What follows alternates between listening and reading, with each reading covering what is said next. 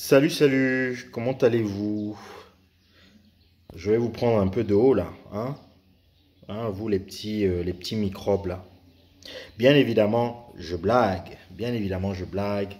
Et souvent, vous faites face à beaucoup de gens qui vous prennent de haut, qui vous minimisent et qui vous parlent avec arrogance. Qui vous parlent vraiment avec arrogance. C'est pour ça que j'ai fait un plan comme ça. J'ai fait un plan comme ça pour vous montrer un peu comment certaines personnes pensent et comment certaines personnes voient d'autres personnes. Donc, avant de commencer vraiment à débattre sur ça, abonnez-vous. Abonnez-vous à la chaîne. Voilà. Donc, prendre de haut quelqu'un, c'est quoi? Prendre de haut quelqu'un, c'est penser vraiment qu'on est supérieur. Penser vraiment que, je sais pas, on est sorti du boule de Jupiter, penser que on est la personne la plus intelligente, penser qu'on est la personne qui sait tout, penser qu'on a été doté de quelque chose d'exceptionnel que les autres n'auront jamais. Non, effectivement, en tant qu'être humain, nous sommes des gens, nous sommes exceptionnels d'une certaine manière. Nous sommes exceptionnels parce qu'en fait, juste pour dire que nous sommes uniques, nous sommes uniques. Ça veut dire que d'une certaine manière, nous sommes exceptionnels. Mais pas exceptionnels comparativement aux autres. Voilà. Nous ne sommes pas exceptionnels comparativement aux autres.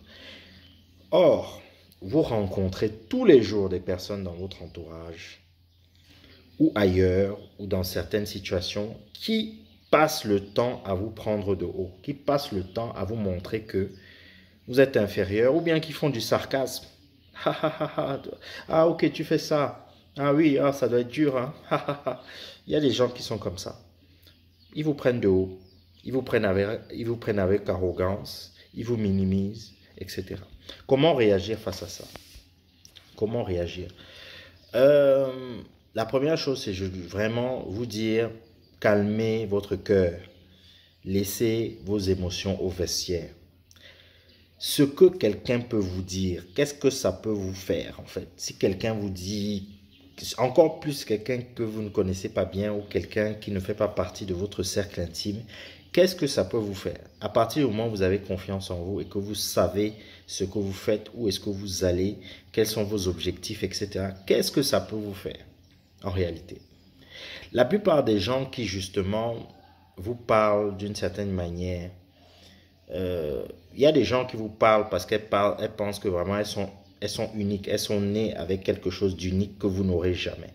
Et il y a des gens qui vous parlent parce que il y a comme une jalousie en fait. Il y a des gens qui vous envient. Et c'est un plaisir pour ces personnes de vous montrer que vous n'êtes pas, de vous démystifier en fait. C'est une façon de vous démystifier et de montrer qu'en fait, vous n'êtes pas quelqu'un d'exceptionnel. Vous n'êtes pas quelqu'un, voilà. Donc, elles peuvent vous parler n'importe comment, ou elles peuvent vous dire des choses n'importe comment, ou elles peuvent, euh, le fait de vous dénigrer en fait, c'est une manière pour ces personnes de s'élever d'une certaine manière. Or, justement, n'entrez pas dans ce jeu. N'entrez pas dans ce jeu. N'entrez pas. Lorsque le cochon vous invite à entrer dans la fange, vous n'allez pas dans la fange. Vous laissez le cochon dans sa fange et dans son caca, tourner dans son caca. Voilà, vous laissez le cochon dans sa merde et vous vous préoccupez d'autre chose. Lorsque quelqu'un vous provoque, c'est justement pour le ramener, pour que cette personne essaie de vous ramener à son niveau. Or, si vous n'êtes pas à son niveau, ne lui laissez pas l'opportunité d'arriver à son niveau. Vous avez déjà vu des situations, par exemple, quelqu'un qui vous critique ou quelqu'un qui critique une superstar, par exemple. Il y a quelqu'un qui est une star et si vous remarquez, c'est souvent la personne qui n'a pas le niveau de popularité ou le niveau de succès de la personne qu'elle critique. Tu vois, vous voyez, je veux dire, c'est-à-dire, il y a par exemple quelqu'un qui est super célèbre, super successful, et il y a un jeune, je sais pas, un jeune chanteur qui vient d'arriver dans le game et il commence à ouvrir sa bouche tout le temps. Il ouvre sa bouche et il commence à critiquer. Il dit oui, tel n'est pas ceci, tel ne chante pas bien, tel a fait un mauvais move, etc., etc. Pourquoi cette personne fait ça? Ok, cette personne a le droit d'avoir un avis. Mais la plupart du temps, c'est pour capter votre énergie, pour capter votre attention, votre énergie et faire le buzz autour de vous, autour de ce que vous êtes, autour de ce que vous avez déjà réussi à conquérir. Donc les gens vont essayer de vous prendre ça. Et n'entrez pas dans ce jeu. N'entrez pas dans ce jeu. Le meilleur moyen de réagir face à tout ça, c'est le silence. C'est le silence. C'est-à-dire le silence est quelque chose qui déstabilise beaucoup de gens. Parce que les gens s'attendent à la cacophonie, les gens s'attendent à la guerre, les gens s'attendent à des disputes back and forth sur les réseaux sociaux. Les gens s'attendent à ce que vous leur faites quelque chose. Les gens s'attendent... Voilà. Soyez à la hauteur. Soyez plus haut que ça. Ne calculez pas ça. Ne calculez pas ça. Lorsque vous marchez comme ça, lorsqu'une fourmi passe, est-ce que vous calculez la fourmi? La fourmi va changer quoi à votre vie? La fourmi va changer quoi à ta vie, mec? Ou à ta vie, meuf? La fourmi va changer quoi? La fourmi ne va rien changer à ta vie. La fourmi fait sa petite... Et encore même, c'est un mauvais exemple. La fourmi est travailleuse. Mais voilà. Vous ignorez. Vous ignorez ces personnes. Vous ignorez. Maintenant, il y a des situations où il est plus difficile d'ignorer.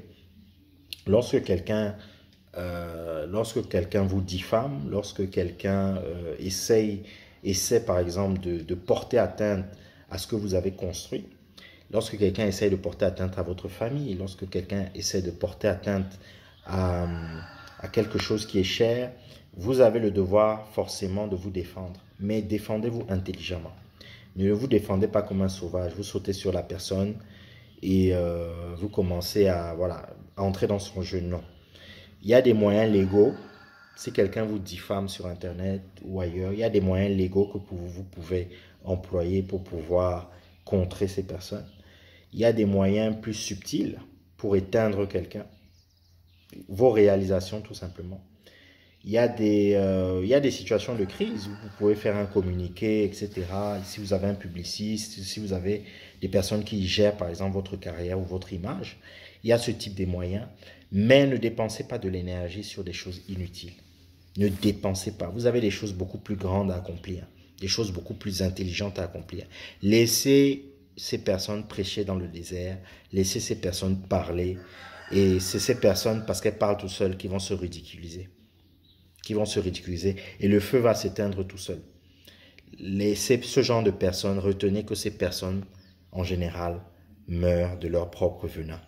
Voilà. À bientôt pour une prochaine vidéo. Ciao.